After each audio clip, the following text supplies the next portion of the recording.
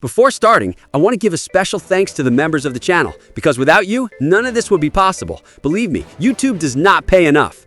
Laucho, Rafa, Carlos Villalobos, Diego El Cayu Morales, Tanya, and Luisito, who became the channel's supreme titans. You guys are absolute legends. Thank you very much for the brutal support. Now, let's get right to the point. People, the rumors are powerful, very powerful. This week, several leakers claim that Toho could have finally released one of the most powerful creatures they have in their possession. Let's not draw conclusions blindly. I'm going to explain the complete theory, the conflict that was behind it, and why, if this turns out to be true, this would be the move that completely changes the future of the MonsterVerse. For months now, insiders specialized in the Toho circle have been filtering information. The central conflict would be the negotiations for the soul of one of the most powerful creatures that has ever existed. Yes, of course, we are talking about SpaceGodzilla.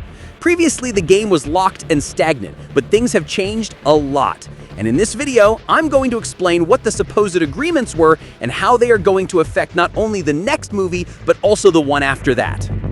Now, what is the root of all this? In Japan, there are several insiders specialized in everything related to Toho. These same people have been filtering exact data during the last few months, and it must be said, they have a streak of many successes, especially with everything related to the new -1 movie. This gives me some security to bring you these leaks because, well, there's a strong probability that all this is true. And the internal conflict was this. Toho did not want to release SpaceGodzilla without its strict requirements being met. Warner, on the other hand, only wanted to reduce costs and have full power, either by lowering Toho's fees or creating a new titan entirely. And in the middle of all this mess was Legendary, trying to negotiate, trying to keep the story alive, trying to convince both sides that SpaceGodzilla was not a waste or a loss, but an investment that could revitalize the MonsterVerse and the SpaceGodzilla brand in general. But of course, nobody would yield, and the pause lasted for months. Meanwhile, the Supernova recordings had to continue with emergency plans ready in case all this failed. That was basically the scenario. Three forces pushing with too much power. But then, something important happened. Something that wasn't necessarily good for the industry. Warner got into serious financial trouble. A massive, astronomical debt that's now impossible to ignore. That's the reason they've started selling assets and restructuring everything they can. On top of that, they have too many stalled projects and a DC Studios that just can't seem to take off. By 2025, the numbers simply stopped adding up.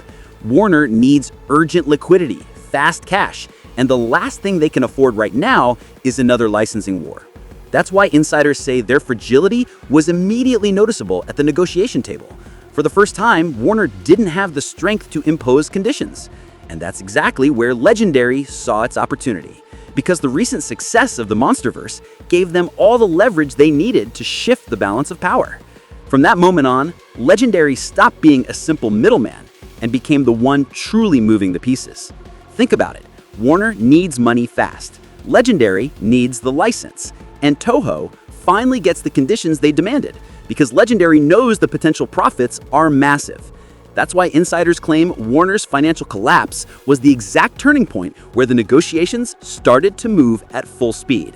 And that's what apparently unlocked SpaceGodzilla, setting the stage for what they now call the Supernova Deal. According to insiders, the key point of the deal has everything to do with merchandising. Toho managed to achieve something it almost never gets, a massive percentage of all profits that come directly from SpaceGodzilla. And if this turns out to be true, it's going to be absolute financial madness. Internal projections suggest SpaceGodzilla could sell as much or even more than Godzilla himself. Figures, statues, apparel, high-end collectibles, anything that carries that name is expected to generate an insane amount of money. That's why Toho fought so hard for this clause. They practically secured the business of the decade, a long-term goldmine. But of course, they had to give up something. In this new agreement, Toho won't get as much from the box office, meaning if the movie explodes in theaters, Warner and Legendary will take the biggest share. And that makes perfect sense because box office money is fast but unpredictable. Toho, on the other hand, keeps the most stable revenue, the constant flow of long-term merchandising. Legendary, meanwhile, secured narrative control. So in the end, that financial imbalance inside Warner is exactly what unlocked everything. Now, what's the biggest revelation of all this? According to insiders, we won't see SpaceGodzilla in just one movie, but in two. It's believed that in Supernova, his presence will be felt from the shadows, pulling the strings like a powerful force emerging on Earth and slowly revealing itself. And here's the interesting part. This connects with other leaks suggesting that in early script drafts, SpaceGodzilla is absorbing the planet's own energy, trying to recharge and regenerate. We don't know exactly how far that goes, but it's likely all that energy is being redirected to awaken another powerful Titan. And once that energy reaches its peak, that's when we'll finally see SpaceGodzilla rise in the next movie. Remember, all of this comes from leaks and rumors. Nothing is officially confirmed. But the lesson here is crystal clear. The power of a multi-million-dollar debt can do more than any license deal. And sometimes the real monster isn't the one we see on screen, but the one moving the numbers at the negotiation table. One thing's for sure, the MonsterVerse is about to get bigger than we ever imagined. Now, if you want us to drop a second part with everything that's still being discussed, and believe me, there's a lot, I'm gonna need at least 10,000 likes. Yeah, 10,000. You're hitting the 5,000 goals way too fast, and honestly, you're burning me out. So yeah, let me catch my breath a bit, because trust me, the real dark material is still locked away. Now I've got a bunch of really interesting comments that I want to respond to before wrapping up this video. The first one's from my buddy Mauricio. He says he hopes Supernova will be darker and more destructive, unlike the new Empire, which felt too calm and low tension. Well, in a way, you're right. The dark tone has definitely been lost, but what's even worse, in my opinion, is that the seriousness has disappeared too. Yeah, we all want more fights, more action, more destruction, but that fear of losing something, that tension is gone. Nowadays, everyone goes to the theater knowing no one's gonna die, everyone's gonna fight, and in the end, everything's gonna be fine. That's fun, sure, but it also makes the franchise predictable. If Supernova really wants to stand out, it has to bring back that sense of risk, that tension that makes you wonder if this time someone might not make it. Next up, my man Zogma says he disagrees with the limits they're placing on Godzilla, arguing they're just there to force him to need help from other Titans. Okay, let's talk about that, because honestly, I don't agree. Godzilla has to be, well, Godzilla. We're talking about a franchise literally called Godzilla x Kong. Two protagonists, yes, but one of them is clearly superior.